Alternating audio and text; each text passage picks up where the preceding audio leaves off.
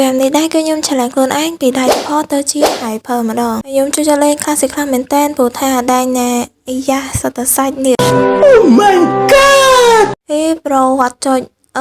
មិនចង់ report មួយ Sorry ចូលមកដល់ game ភ្លាមក៏លេចឆ្វាច់អាយ៉ា Ghosten ហើយខ្វះតែ skin លេងសត free គ្មាន skin event អីមួយយេណាមិនល្បី top 1 Ghosten ខាង 3.0 ណាហើយយាយពីខាងគេវិញមានមីនទេហងឆ្កែឆ្កួតផងហើយក្នុងនាមជា hyper សសានខ្ជិះខ្ជូតចូលមកដំបូងគឺមានអីខាពីទៅញ៉ាំបើទេបន្ទាប់ពីយើងវាយ blue បើហើយយើងធ្វើការទៅយកអាកូនសัตว์នៅគៀនជាងនោះ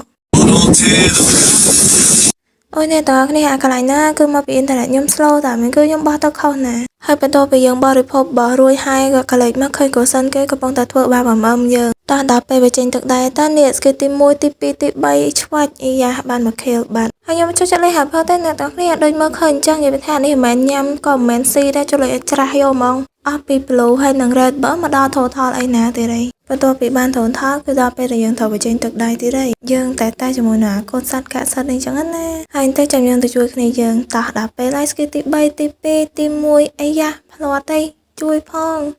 ឆ្កែដេញខាំហើយលយអត់ងាប់មិនចឹង